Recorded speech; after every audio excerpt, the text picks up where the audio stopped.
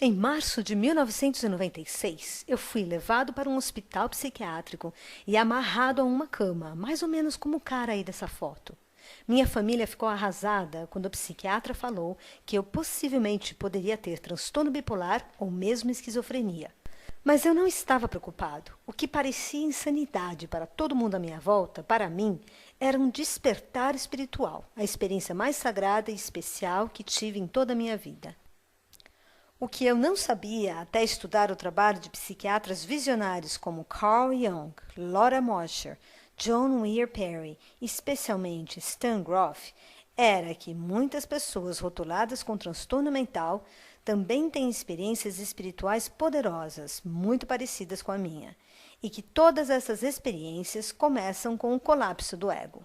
E na maioria das vezes, o colapso do ego acontece quando estamos atravessando um período de muitas mudanças nas nossas vidas. Mas então, o que é o ego? Meio difícil de explicar, porque a gente usa muito a palavra ego para descrever uma pessoa de personalidade forte e até egocêntrica, mas não tem nada a ver com isso. O ego é o nosso falso eu. É quem pensamos ser, mas que na verdade não somos. A melhor analogia que me ocorreu foi a seguinte: imagine que você é um pintinho, mas que ainda está dentro do ovo. Você pensa que é o ovo, ou seja, o ovo e mesmo a casca do ovo definem quem você é. O nosso ego é mais ou menos isso. É a casca do ovo à nossa volta que usamos para nos proteger, mas que ao mesmo tempo nos limita. Limita nosso potencial de vir à tona. Chega uma hora que temos que romper, quebrar com esse ego para poder crescer. Então agora vou dar um exemplo prático de como tudo isso pode acontecer na vida real. Como eu falei antes, o ego é como um ovo. Então aqui está, o falso eu de Bill Shatner. Uma grande parte do ego do Bill é que ele tem 19 anos e se considera o filhão do pai. Então aí está uma grande parte do que ele pensa que é. Sou filho do meu pai. Ele também é o namorado da Sue. O namoro deles já dura alguns anos. E ele tem orgulho dessa relação também. Outra relação muito próxima que ele tem é com a cidade dele, Nova York. Ele se considera um nova-iorquino. Torce para os Yankees e não se imaginaria vivendo em nenhum outro lugar neste momento da sua vida.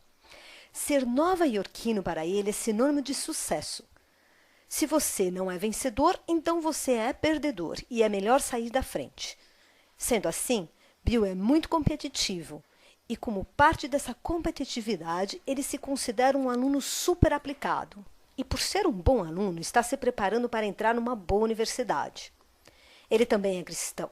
Sua família é cristã e ele foi criado lendo a Bíblia, indo à igreja aos domingos. Então, todos esses aspectos da vida do Bill, a religião, os relacionamentos, a atitude com relação à vida, a vontade de entrar numa boa universidade, a cidade onde mora, todas essas coisas compõem a pessoa que ele pensa ser e representam partes do seu ego que ele mostra ao mundo como o seu falso eu. Ele trabalha duro para manter essa imagem dele mesmo. E se preocupa com coisas do tipo: e se eu não conseguir entrar numa boa universidade e desapontar o meu pai? E se eu perder as pessoas que amo? Esse tipo de coisa. O ego provoca muito medo, porque sempre estamos tentando corresponder às imagens que criamos de nós mesmos. Eis que um belo dia algo acontece na vida de Bill. O pai dele morre. E isso se torna uma experiência muito dramática para ele. Ele não sabe mais o que fazer da vida. Sofre muito com a morte do seu pai. Sofre tanto que, quando chega a hora de estudar para as provas da faculdade, acaba não conseguindo estudar como deveria e não passa nos exames. E sabe o que ele acaba descobrindo? Que não ligava muito mais para tudo isso. A universidade já não importava tanto quanto antes. Talvez fosse uma coisa que o pai dele quisesse para ele mais do que ele mesmo. O que acontece então com um grande aluno aplicado? Ele começa a se perguntar: será que não passo de um fracasso? O que está errado comigo? Não quero mais fazer isso. Para que tudo isso se a gente acaba morrendo? Ele começa a fazer esses questionamentos e entra numa depressão.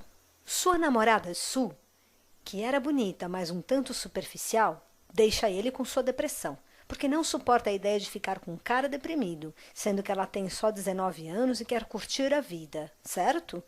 Sue então larga o Bill. E ele começa assim a questionar seus valores realmente. Começa a dizer a si mesmo: quer saber? Agora que meu pai morreu, eu quero ter uma vida mais simples. A vida não tem que ser só sucesso e ser complicada. A vida tem mais a ver com simplicidade. E é assim que eu quero viver a minha vida. E com isso ele começa a olhar em outras direções. E uma dessas direções é o Arizona. Ele vai estudar na Universidade do Arizona. Decide que vai começar toda uma nova vida lá. Chegando lá, seu cristianismo vai por água abaixo, porque ele conhece uma turma New Age, um pessoal com crenças totalmente diferentes das que ele cresceu, com outra maneira de ver o mundo. São muito místicos, jogam tarô e fazem massagem. Ele não acredita muito em tudo aquilo, mas não sabe mais direito se ainda acredita no cristianismo. Aí ele começa a se sentir meio estranho, se sente meio perdido. Foram tantas mudanças em tão pouco tempo, tanta coisa da identidade dele, de quem ele pensava ser, que simplesmente desapareceram da noite para o dia, que ele começa a se sentir estranho fisicamente, meio solto, como se lhe faltasse o chão.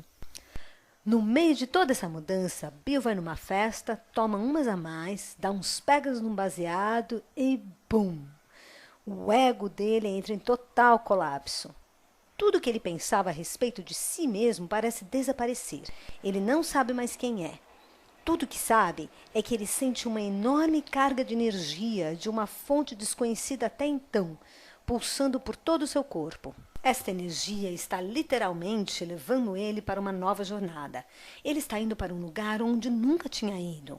Está indo em direção à sua própria alma. Este pode ser o início de um episódio psicótico. Você sente o despertar da sua alma e todos os seus sentidos e emoções vêm à tona de uma maneira tão forte que realmente não dá para saber o que fazer. E você fica extremamente confuso e começa a se perguntar: o que é realidade? O que é real? Por que estou tão descontrolado, sensível e irritado? Eu não sou mais quem eu pensava ser. Será que estou ficando louco? Estou morto? Estou sonhando? Quem sou eu vira um grande ponto de interrogação, a partir do momento que sua mente consegue se recompor para elaborar essas perguntas. Porque eu te digo, isso tudo é uma experiência muito louca e mística, que pode ser muito difícil, mas que, na medida do possível, não deve ser reprimida. E o motivo para que este período de aparente insanidade precisa ser aceito e manifesto é porque, temporariamente, seu ego não está lá. E pela primeira vez na sua vida, sua alma está realmente se comunicando com você profundamente. Na verdade, sua alma não estava muito feliz ao tentar satisfazer todas aquelas expectativas, todas as imagens falsas que você tinha na sua cabeça a respeito de si mesmo. Porque, de fato, não foi você quem colocou essas imagens lá. Seus pais as colocaram, sua religião, a televisão, sua cultura. Sua alma tem um plano próprio para você e agora, pela primeira vez, você está ouvindo. Então, o que pode provocar o colapso do ego? Poderia ser quase tudo, mas para a maioria das pessoas, como com Bill, é a complexa combinação de uma série de acontecimentos e mudanças que leva à primeira experiência do colapso do ego.